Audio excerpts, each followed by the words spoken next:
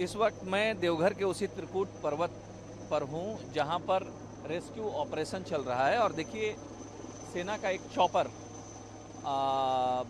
के सहारे गरुड़ा का एक जो कमांडो है वो नीचे उतरने की कोशिश कर रहा है। और जो जानकारी मिली है कि जो ट्रॉली नंबर 7 एंड 19, ये दो ट्रॉली है, जो केबिन है उसमें 5 से 6 लोग अभी भी फंसे हुए हैं और उनको रेस्क्यू करना है। इन दोनों ट्रॉलियों से लोगों को रेस्क्यू करने के लिए थोड़ी देर पहले एक अटेम्प्ट लिया जा चुका है जो अनसक्सेसफुल रहा। दोबारा फिर एक चॉपर आया है और जो डिस्पैचर है, जो जवान है, जो वो नीचे आकर और ट्रॉली में वो एंटर करेगा और एंटर करने के बाद जो उसमें फंसे हुए हैं उनको सेफ्टी बेल्ट से बांधकर और ऊपर की तरफ डिस्पैच करेगा। लेकिन जिस जगह पे ये दोनों ट्रॉलियां हैं, जो इसकी जो भौगोलिक परिस्थिति का मैं एक्सप्लेन अगर मैं करना चाहूँ तो ये मैं बता दूं कि ये बहुत टफ हो जा रहा है। एक तो कई ट्रॉली अगल बगल में ही हैं, दूसरा जब जवान को चॉपर के जरिए नीचे जब झुलाया जाता है तो वहाँ जो रोप है उसमें रोप में कई बार टकराने की गुंजाइश बनी रह रही है। अगर चॉपर ज़्यादा नीचे आता है तो ट्रॉली में एक तरीके से जो कंपन है वो रोपवे में वो कंपन होने लगता है। तो इन सारी चीज़ों को देखते हुए जवान को ट्रॉली पर आना है। सबसे पहले वो एक केबिन के ऊपर में उतरेंगे, उसके बाद दरवाज़ा खोलकर और अंदर की तरफ जाएंगे। लेकिन ये एडजस्टमेंट जो है वो एडजस्टमेंट नहीं हो पा रहा है, क्योंकि चॉपर और ट्रॉली के बीच का जो एक डिस्टेंस बनाकर जो हैंग हो रहा है, जो डिस्पैचर जो है वो जो हैंग कर रहा है, वो इतना लंबा स्पेस हो जा रहा है कि बैलेंस नहीं बन पा रहा है। और इसी के चलते बार बार अप डाउन लेफ्ट राइट ये करना पड़ रहा है पायलट को। तो ये देखिए, आप समझ सकते हैं कि कितना मतलब डिफिकल्ट ये रेस्क्यू ऑपरेशन चल रहा है।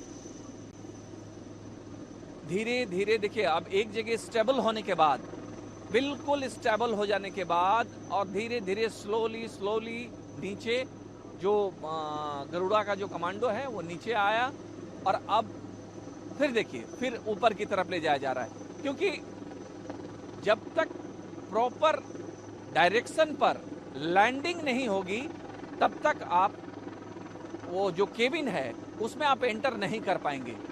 तो पहला काम है कि प्रॉपरली लैंडिंग हो, और वो चूंकि जो दो ट्रॉलियां हैं ऐसी जगह पर हैं कि चॉपर को बहुत ज़्यादा नीचे भी नहीं लाया जा सकता है।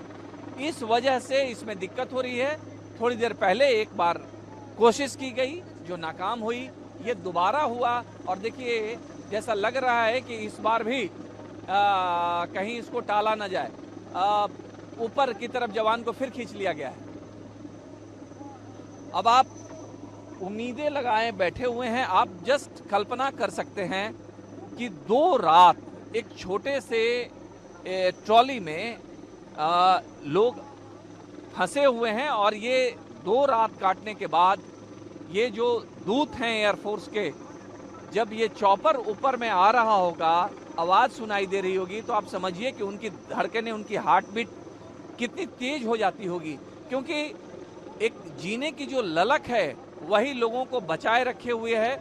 मैं आपको बता दूं कि कल जो ऑपरेशन चला, कल दिन भर जो ऑपरेशन चला, उसमें जम्मू कश्मीर लाइट इन्फेंट्री की टीम आई थी, इंजीनियर्स की टीम आई थी जो सेना की होती है, और उन लोगों ने एक ही परिवार के 7 लोगों को, मतलब माता पिता और 5 बच्चों समेत 7 लोगों को एक ट्रॉली से रेस्क्यू किया था।